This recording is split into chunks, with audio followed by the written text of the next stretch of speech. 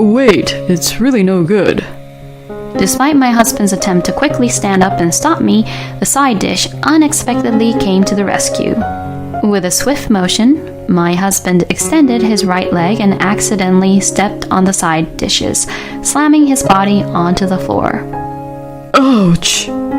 Ignoring my groaning husband, I energetically opened the door. Surprise! Well, I already knew.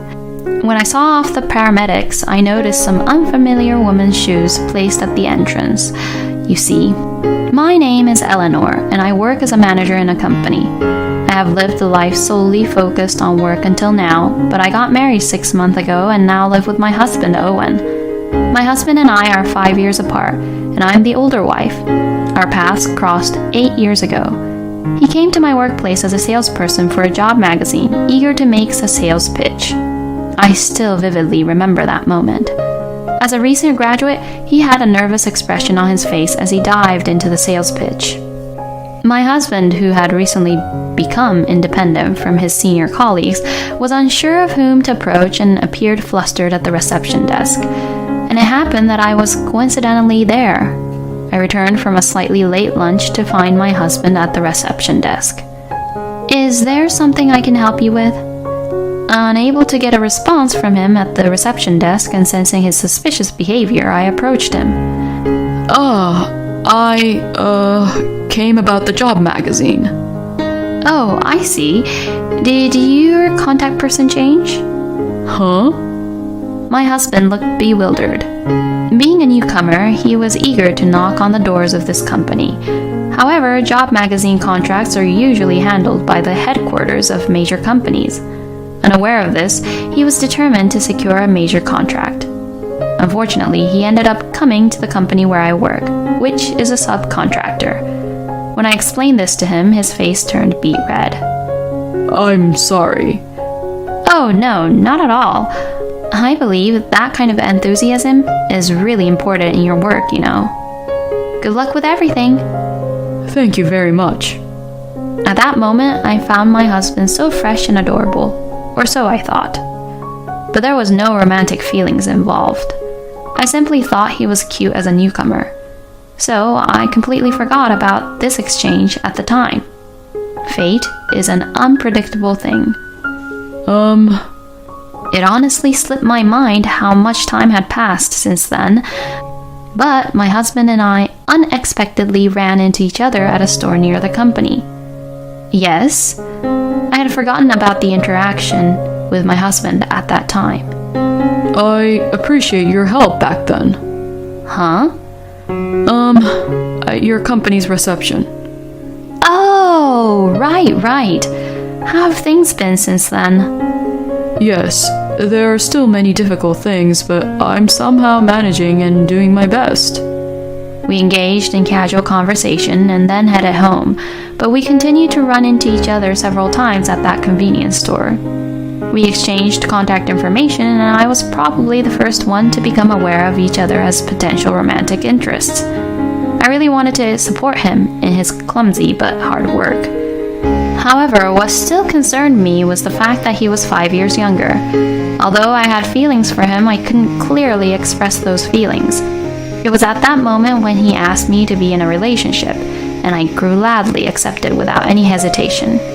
Since then, we have been dating for a long time, and it has brought us to the present. I felt happy to have been able to marry the person I loved so much. However, 4 months after our marriage, he decided to quit the job he had been working so hard in as a salesperson for the job magazine. Of course, he consulted with me before making the decision to resign.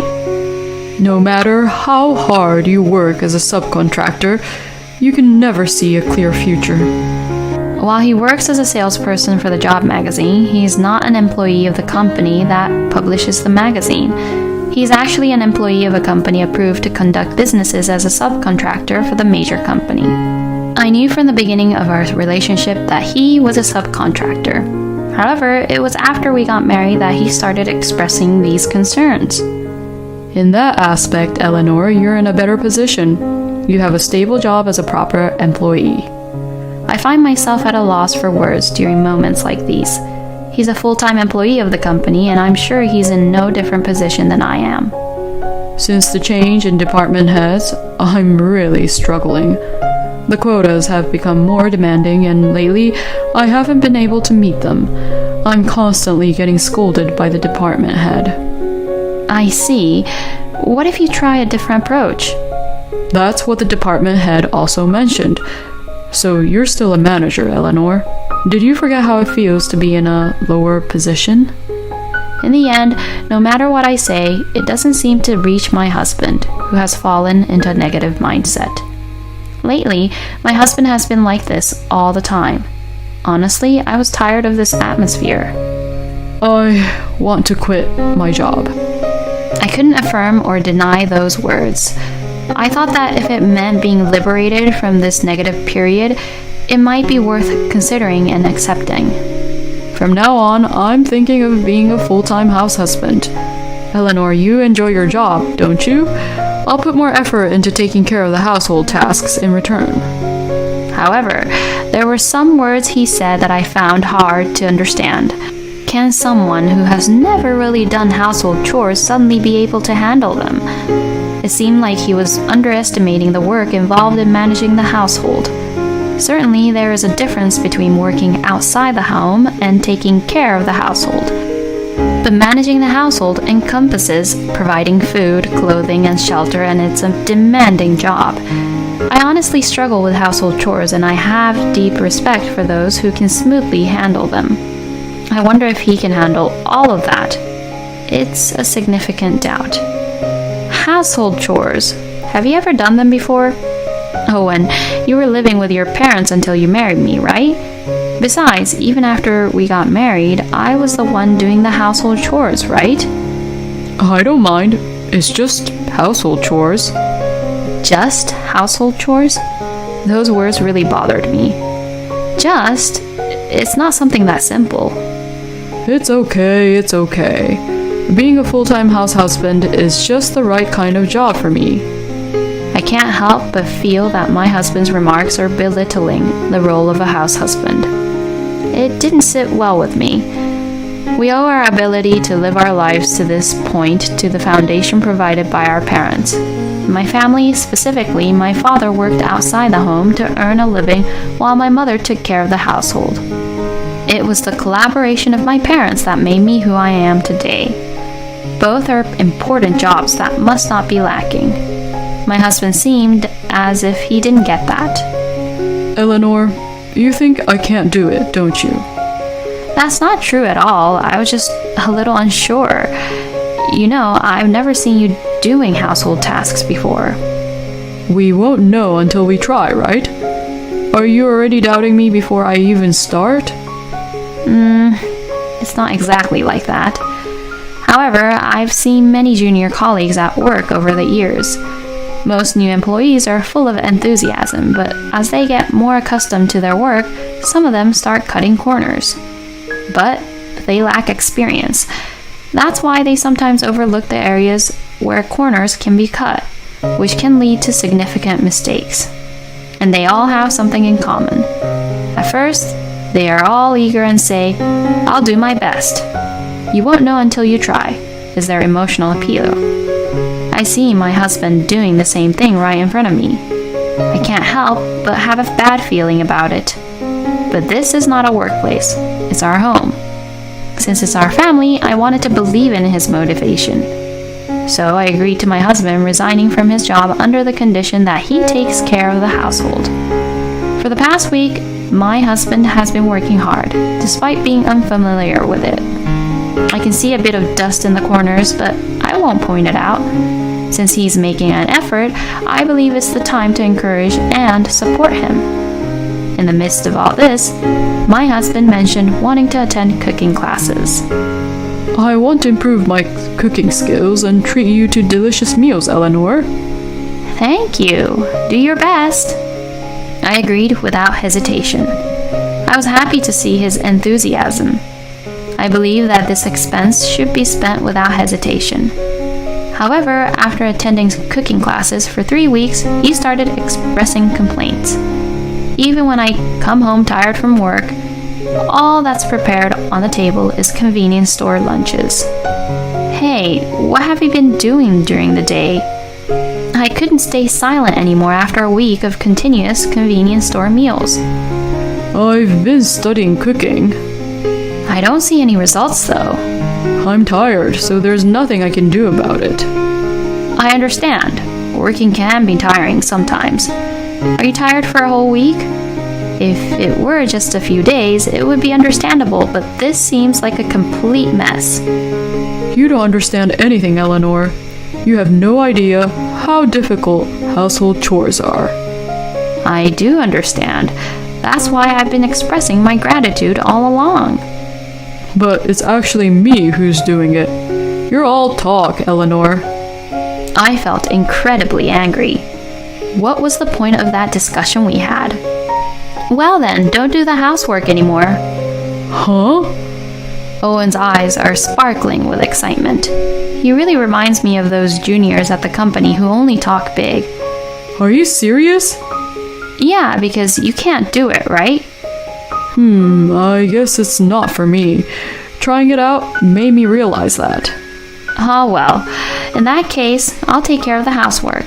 You should focus on finding a job. Huh? Why? Why? I should be the one asking that question. How can you ask why in this situation? You abandoned the housework, so you're unemployed, right? I don't intend to support an unemployed person. Please find a job and make good use of your time. Owen fell silent for a while and then looked at me with wide eyes. Let's have a child. Huh? I'll take care of the child. Oh, really? Do you even like children? By the way, do you have any qualifications related to education? No, I don't. Oh, I see. Well, even without qualifications, you can still work. If you want to, you can try looking for a job. No, not like that. It's about raising a child. It'll be our child, you know? What? Let's have a child. Then it won't be a problem if I stay at home, right? My affection for him, which had barely held on, was shattered by his words. To this person, it's impossible. Let's get a divorce. What? Why? Why did you marry me in the first place? Before marrying me, you were working, putting in so much effort. And yet, right after we got married, you quit your job and said you would do the household chores. I accepted that and have been watching over you, but it didn't last. If being married to me is moving you in a negative direction, that's not a good thing. Besides, I want you to keep your promises. I've been supporting you in my own way all this time. But I'm not a saint. I don't intend to support someone who's fully dependent on me. His expression changed drastically. I'm sorry. I'm so sorry. I won't rely on you anymore. I'll take care of the household chores properly. Please, don't leave me. Seeing my husband crying in front of me, my resolve remained unchanged. Even though he was sobbing, I knew that no real solution would come from comforting him now. So I suggested that we have a proper discussion at a later time. I actually wanted to have the discussion right away, but I had a business trip the next day and didn't have the time for a meaningful conversation. Although I felt reluctant to leave, I finished preparing for the business trip. The next morning when I woke up, breakfast was prepared. My husband kept apologizing, saying, I'm sorry, multiple times. "Thank you for breakfast, it's delicious." Yeah, I'm glad. When will you be back? Maybe in 3 days. Oh, I see.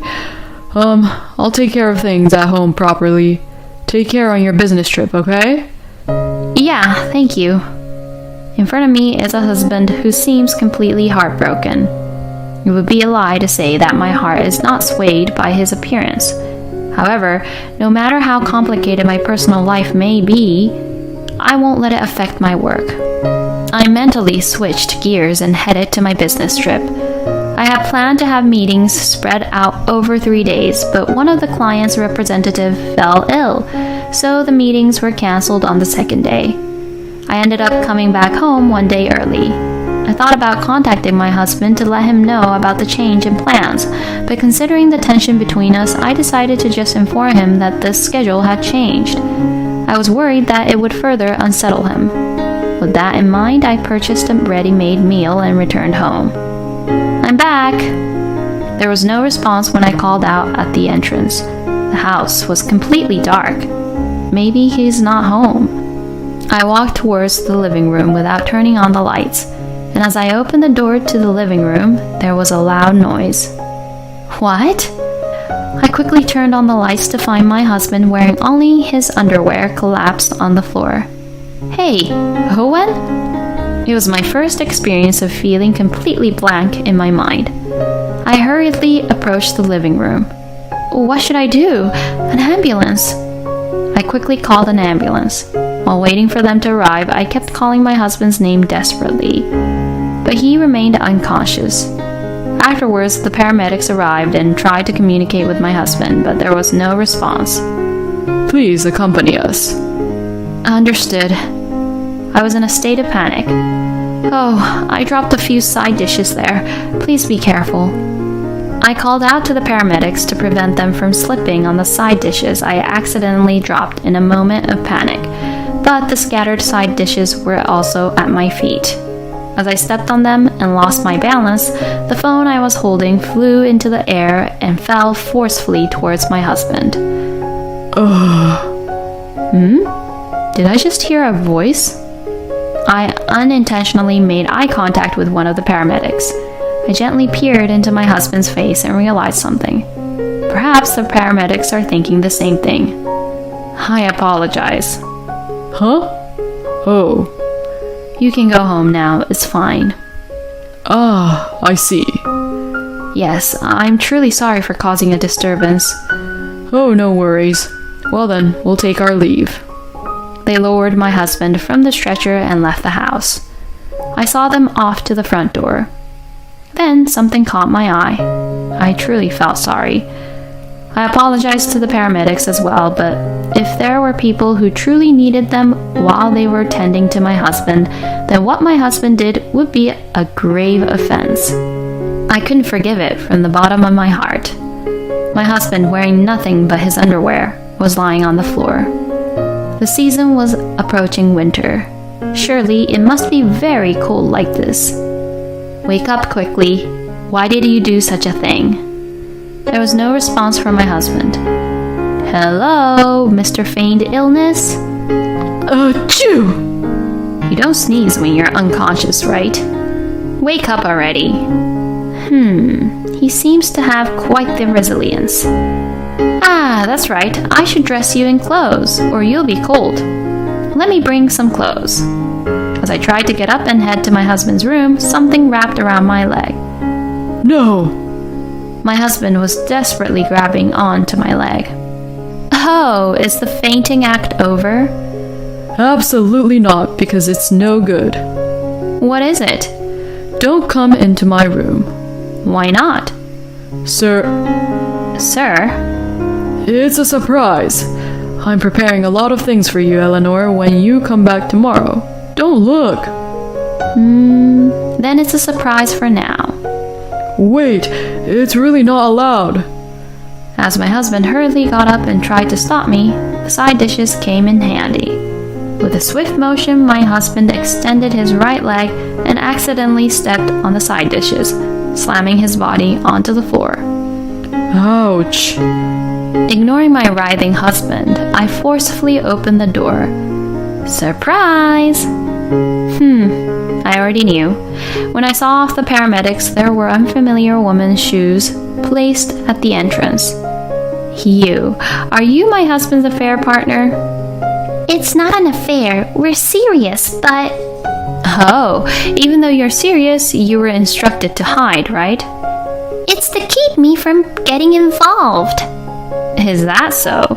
You're careless. No, she's my sister. Oh, weren't you an only child? Don't tell such obvious lies. Hey, affair partner, do you want to marry him? Of course. There's no one else as kind as him. Oh, I see. That's what you say. Well then, I'll grant you a divorce. Huh? Is that okay? Yes, of course. Wait a minute. I don't want to divorce you, Eleanor. Wait, Owen? Didn't you say that you wanted to divorce but your wife wouldn't let you?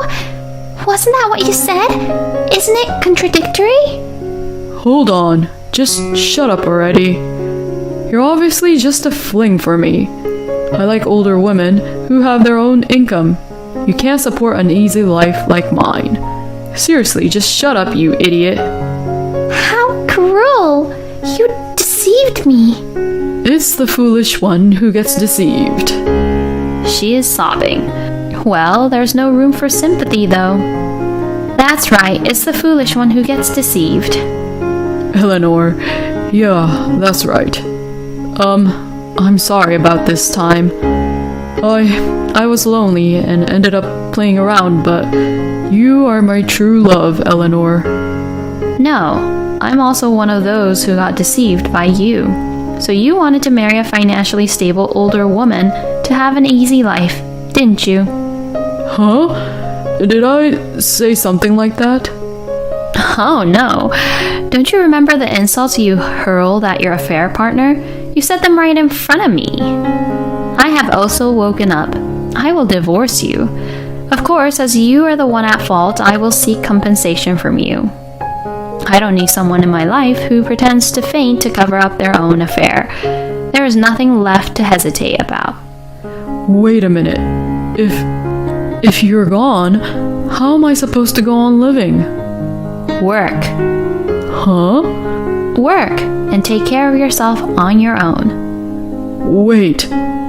We have nothing more to talk about. We'll involve lawyers from now on. My husband stubbornly refused to leave, but when I contacted my in-laws, they took him away. I later claimed damages from the tearful mistress who left in a hurry. I expected to be met with resistance, but surprisingly, she immediately transferred the compensation.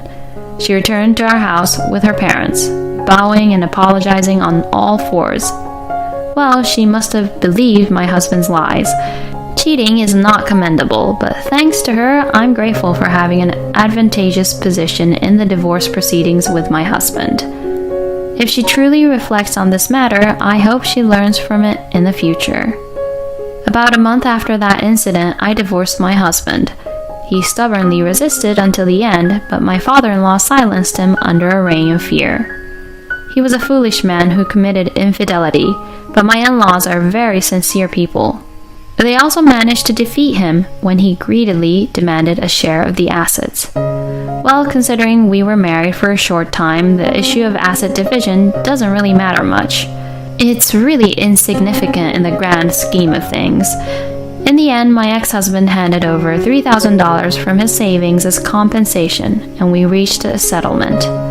Afterwards, I heard that he, being unemployed, is assisting my former father-in-law with his occupation as a fisherman. With zero savings and no financial freedom, he is living under the surveillance of my parents-in-law, or so I've heard. Given that, my former father-in-law was determined to instill discipline and had a strong will. I imagine my ex-husband is being treated quite harshly. Meanwhile, I have become somewhat distant from love due to this incident. However, it's frustrating that it's because of him that I ended up like this. If there is another chance someday, I want to seize it without hesitation. After all, life is still long.